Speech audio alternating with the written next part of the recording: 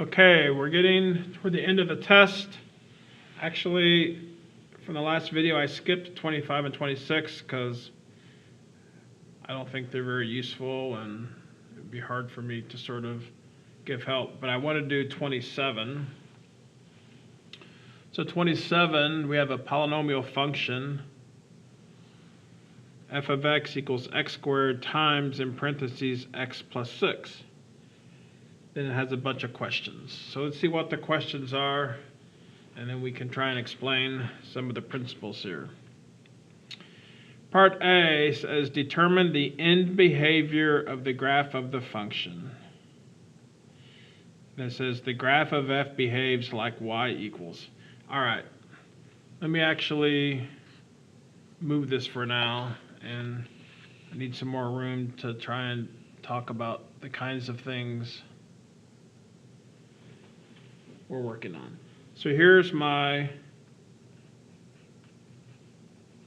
original function, x squared times, in parentheses, x plus 6. Well, this first thing you notice, hopefully you're used to this by now, is this f of x and y, they just jump back and forth. Sometimes I call it y, sometimes I call it f of x, sometimes I call it a function. Because you notice even in this first question, the graph of f behaves like y equals, and they want me to give some equation here. They've already switched from f of x to y. So just to be very clear, we can always think of this equation as x squared times x plus 6. Now the way it's written, this is sort of like been factored. It's like the x squared's been factored out, and for some parts of this question, and to learn some things, it helps with it when it's in this form. But other times, some of the questions we need to answer, it's easier, or it's more clear, or makes more sense if there's no parentheses here and it's written as what I would call a true polynomial, where there are no parentheses.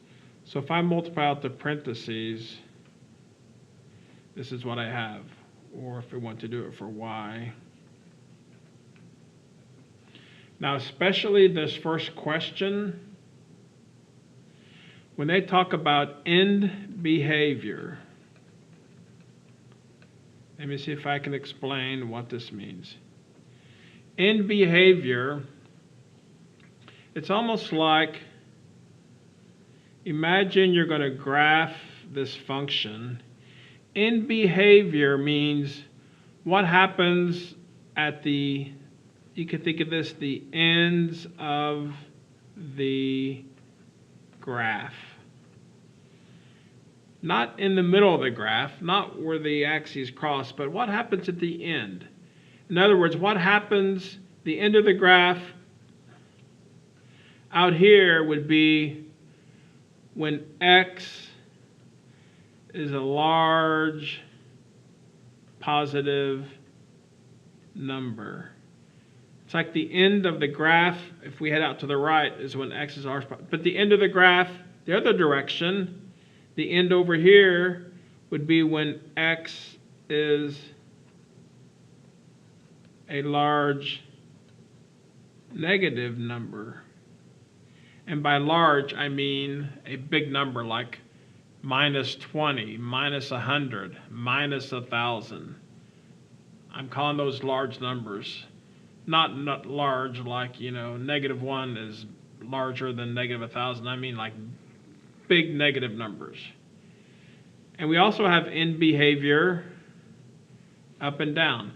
But the key, when they talk about end behavior of these kinds of functions, they're talking about when x becomes a very large positive number, what happens, or when x becomes a really large negative number, what happens. And the whole key to this is, another definition, the leading term. The leading term of your polynomial is the term with the largest exponent on the variable. Normally, when we write polynomials, usually the first term will have the exponent, the variable with the largest exponent. This is how we normally write polynomials: x cubed plus 6x squared, and so on. The leading term means it's going to be that first term, because this first term has the largest exponent. Now, how does that relate to end behavior? Well, if you think about it, if we look at this equation here, and we start thinking about what happens when we start plugging in really large numbers for x. Large numbers for x means all the way to the right. Big, big, big numbers. You know what happens if we were to take time and grab our calculator? As x gets bigger and bigger, this x cubed begins to dominate the 6x squared. It's because when you cube something, that number gets a lot bigger than when you square something. And if x continues to get bigger and bigger, when we cube it, the cube part gets bigger and bigger over the squared part. And as a matter of fact, if x gets big enough, before you know it, the 6x squared almost has no impact. For instance, I'm not going to do this, but my guess is if we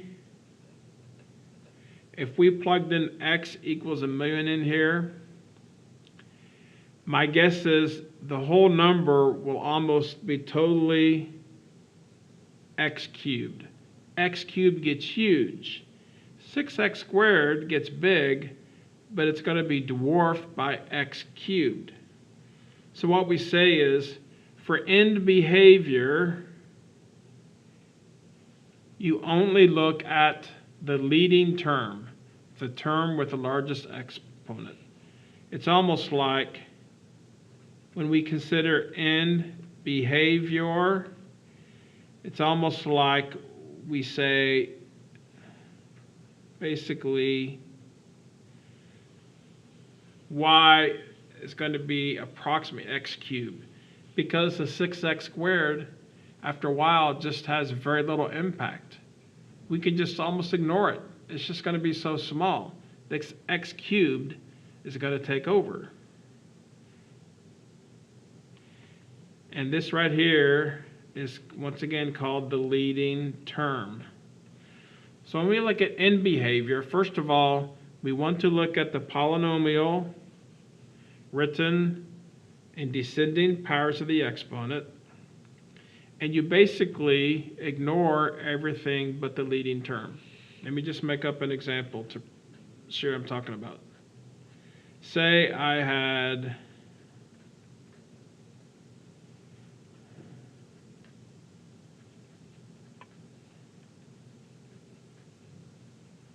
a complete sort of like fourth order polynomial. I got the x fourth term, the x third, the x squared, the x to the 1. This right here is what I call the leading term. If they ask me for end behavior, which means when x gets really big in either direction, either positive x and negative x, if x starts getting really big, what basically happens? You know what happens? These things all sort of fade away. They don't even hardly affect the function anymore. And therefore, we would say for the end behavior, the function basically equals 4x to the fourth. Or if you want to say y would approximately be 4x to the fourth. This is true for large x. So for our problem, end behavior means we get rid of the 6x squared. And we say f of x we would say is approximately just x cubed, or we could say y is approximately x cubed. So that's what this is saying. So look at the question again. The question is, determine the end behavior of the graph of the function. End behavior means when x gets really, really big. The graph of f behaves like y equals x cubed for large values of x. So hopefully you see that. The whole key is the leading term. The leading term dominates for end behavior. When x gets large, only the leading term really matters. Everything else just fades away, goes away. You can almost ignore it. Now, find the x and y intercepts of the graph of the function. So now we're back to just some basic math. X-intercepts, like I said before, is when you set y equal to 0. So let's just say, for this problem, it helps us to leave it written like this. For x-intercepts, set y equal to 0 and solve for x. To solve this kind of equation, it helps to have it factored. So you say, what are the solutions? Well, what would x have to be for x squared to be 0? Obviously, 0. And now, another solution would be, what value of x would cause this whole parenthesis to be 0? And it would be -6. So once again, you take your equation to find the x-intercept, you set y equal to 0 and solve for x. So those are your x-intercepts. As for the y-intercepts, you do just the opposite. You take your equation and you set x equal to 0. So you have 0 squared times 0 plus 6. What's that going to equal? That whole thing just equals 0. So the y-intercept is 0. Now determine the zeros of the function and their multiplicity. Use this information to determine whether the graph crosses or touches the x-axis at each x-intercept. So now what we're going to do is we're going to look at our x-intercepts, and we're going to talk about this multiplicity and crossing and all this stuff. So let's first talk about some of the definitions. They introduced a new word, the zeros of the function. First of all, just let me say, in terms of definition,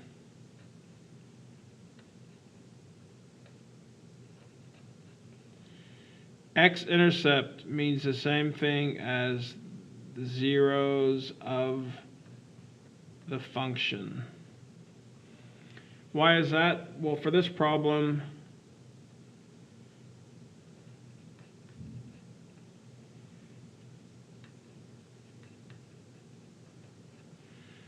what did we do to find the x-intercept? We set y, or f of x, equal to 0, and we solve for x, and those were the x-intercepts. The zeros of the function means what are the values of x that cause the function to be 0, which is what an x-intercept is.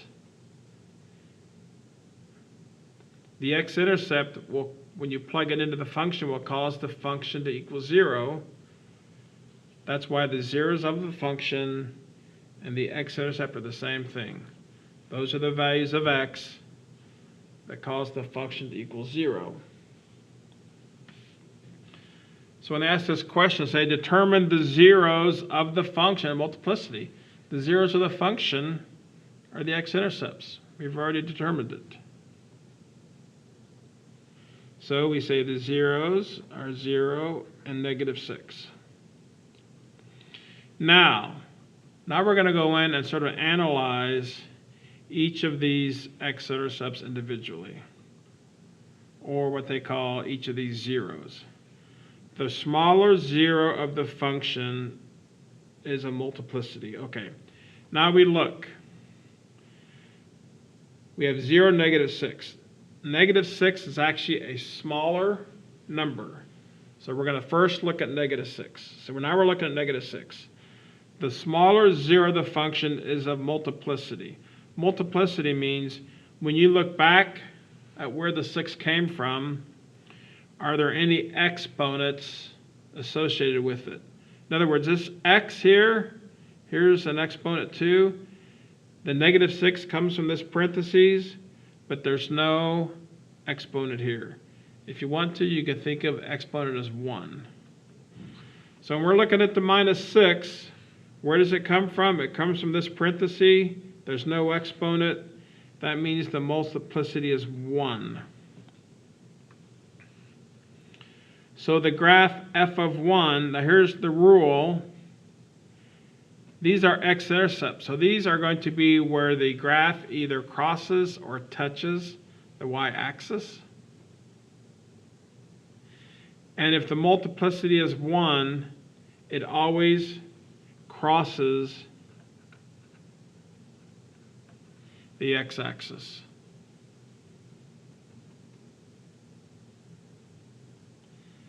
The rule is, if your multiplicity is an odd number like 1 or 3, it's going to cross the axis. If the multiplicity is even, like 2 or like 4, then it's going to touch the x-axis, but then it's going to go back in the same direction it came. So for the -6, since it comes from this parenthesis with no exponents, multiplicity 1, it's going to cross the x-axis at x equals -6. That's what our x-intercept is.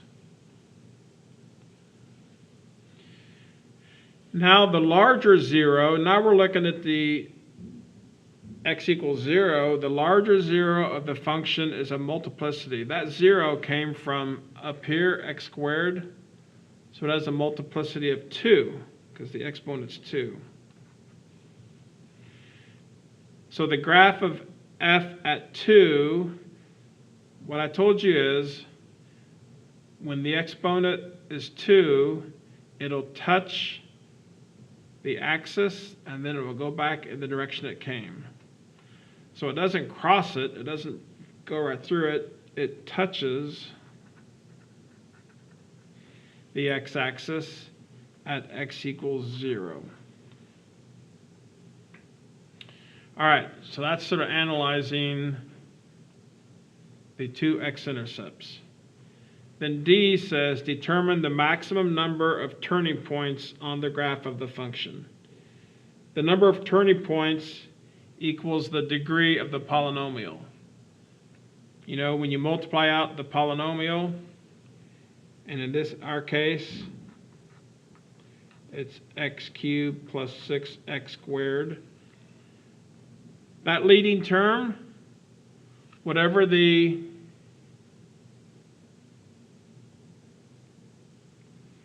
largest exponent,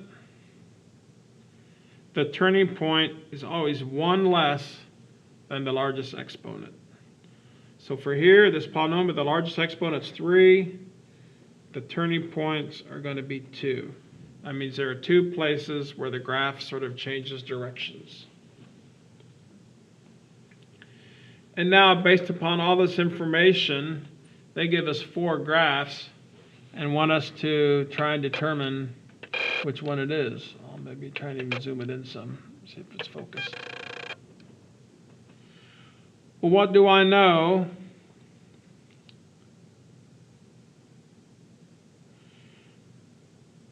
Let's look at end behavior in the positive x direction, because I'm just going to use sort of logic to figure out which is correct. So I know my equation is this. What happens when x is a really large positive number? We know the x cubed dominates, and of course it's going to be positive.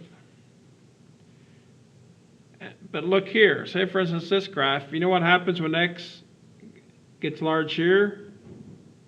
It says my number is going to be negative. I know that can't be correct. Look at this one. When x gets large, what happens here? It's also negative. Here, when x gets large, you can see y is positive, so this is a possibility. And here, when x gets large, so now I've already narrowed it down to C and D. Now, I can look at the idea of touching and crossing. I said up here that for my -6 x-intercept, it actually needs to cross the x-axis. Look here, if you can see, at -6, it crosses. Look at -6, it's not even an x-intercept. So right away, I know this has to be correct. Here, I've got a x-intercept of 0 that looks like they're saying here the x-intercept is 6. Well, that's not right. The x-intercept is -6. So by process of elimination, I've already figured out it's C.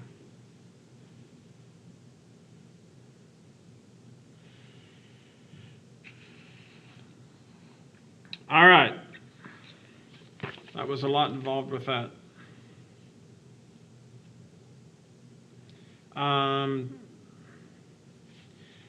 Once again, 28 and actually 29. 29, I'm not even sure I understand the question, so I'm going to not worry about those. Let's go on to 30. 30 is back to domain, which we actually discussed before. Find the domain of the following rational function. Remember I said domain, you start out assuming the domain is all real numbers, and then you look for the two things that are going to change the domain, either having a negative number under the square root, well, we've got no square roots here, so that doesn't apply, or having having a variable under the square root. We don't have any square roots here. But the second thing that can affect the domain is having a variable in the denominator. And we, in fact, do have variables in the denominator. And remember we talked about what do we have to worry about when you have variables in the denominator? We have to make sure that the denominator never equals 0. So let's look at this function. We have two parentheses multiplied. I have to make sure that neither one of those parentheses ever equals 0. If I look at the first parenthesis, I have x minus 3. Therefore, I know x cannot equal 3. Because if x ever equals 3, I have a 0 in my denominator, and we can't have that. If I look at the second parenthesis, what value of x would cause this second parenthesis to be 0? -2. So once again, I realize that x cannot be -2. So basically, for the domain, I start out saying the domain can be all real numbers, but now I've found two numbers that are not in the domain.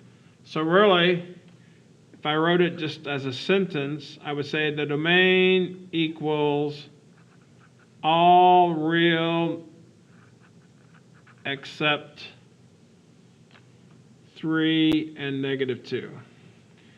But now we have to see how they want us to write it here and here. I'll sort of cover up the answer. Here, they want to write it in set notation. Set notation means x such that, and all you do here is you list the exceptions.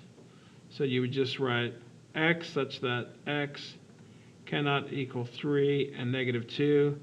And this kind of math notation basically means the domain of h of x is all real numbers except 3 and -2. The other option is the domain is all real numbers. Well, that's not true, because we know there are two numbers that are not in the domain. And if I check here, that's in fact what I have. All right. see what we have next.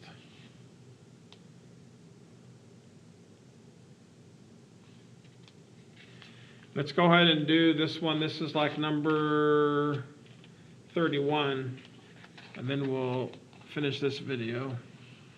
What is this one about? It's like we got a function here. We got some asymptotes. Got a vertical asymptote, horizontal asymptote. Remember what asymptotes are. Asymptotes are lines that the graph cannot cross or touch. And that's almost always true. Every once in a while, sometimes you have an asymptote near the center of your graph that occasionally a line might be able to cross. But 98% of the time, the rule is your graph can never cross or touch an asymptote. So these dashed lines are called asymptotes. If it's up and down, we call it a vertical asymptote. If it's left and right, if it goes across, we call that a horizontal asymptote. So if you look at this graph, you got these asymptotes here. So here's this graph, and if you trace it, it's going to go on like this, but it's never going to actually touch the dashed line. And if you continue down like here, it's going to keep going, but it never, ever, ever actually touches the dashed line. And the same thing happens up here.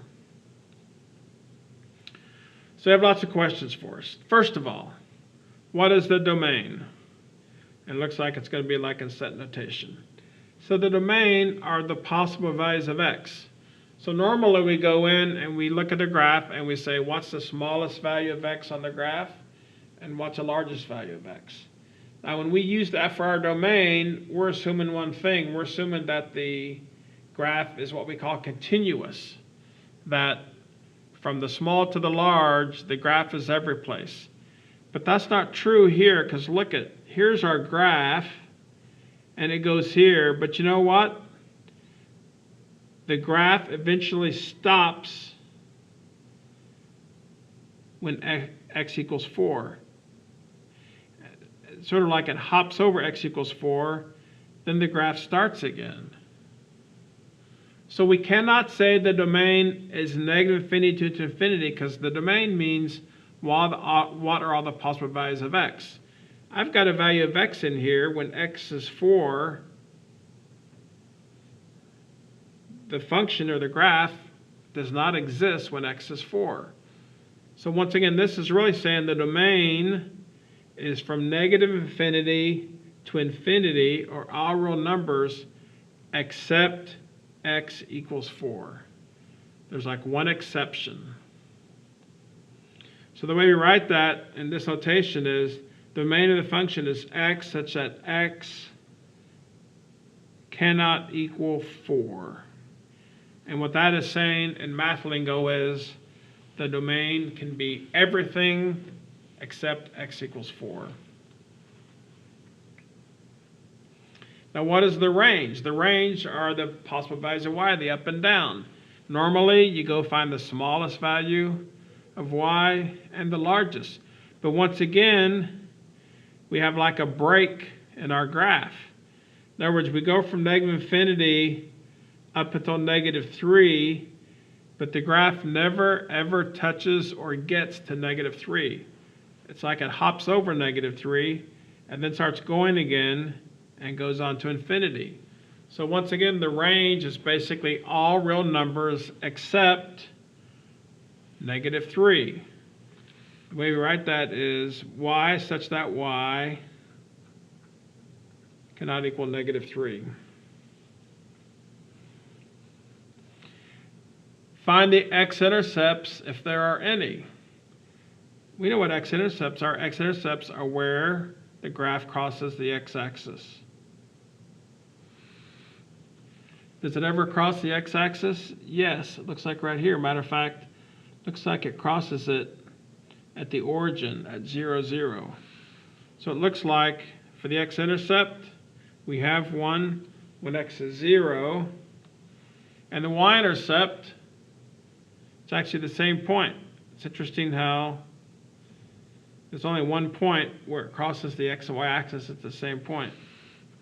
And y is also 0. Now, C. Find the horizontal asymptotes if there are any. Select the correct choice and fill the answer. Horizontal asymptotes means, that's what it says, it's horizontal. And the equation for horizontal asymptote is just whatever the value of y is. The value of y does not change. This right here is a horizontal asymptote. If I were to write an equation for that line, the equation for that line would be y equals -3. When you have a horizontal line, the equation for that line is just y equals whatever the value of y is. So that, in effect, is the equation for this dashed line. So that's the equation for the horizontal asymptote. You would just say y equals -3. We also have vertical asymptotes, dashed lines that go up and down. When you have an up and down line like this, the equation for a vertical line is going to be x equals wherever that line crosses the x-axis. In this case, it's 4. That is the equation for this dashed line, which for us is actually our vertical intercept. So you just say x equals 4.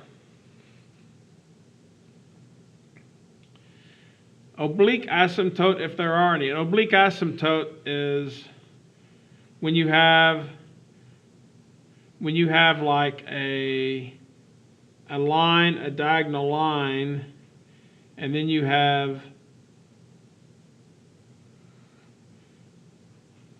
some kind of graph that gets very close. Whoops, here it is. So I got a diagonal line, and here's my graph. Actually, I should have made it. Let's make the asymptote dashed. So say I have, this is called an oblique asymptote. And what's going to happen, just for fun, let's say we have a vertical asymptote and an oblique.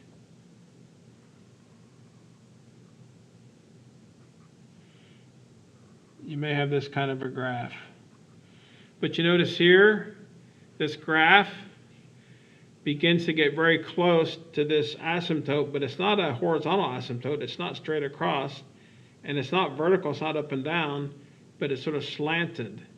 And this slanted dashed asymptote is called an oblique asymptote. So for this case, we have a vertical asymptote and an oblique asymptote. So they're asking for this graph, is there an oblique asymptote? No, because this asymptote is horizontal. This one's vertical. There's no asymptote that's diagonal. So we just say,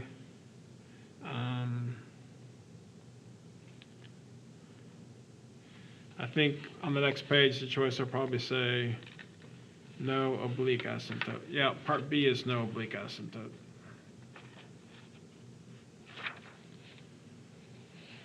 So no oblique asymptote. All right, so that's that problem. Let me stop now and we'll do some more of these on the next video.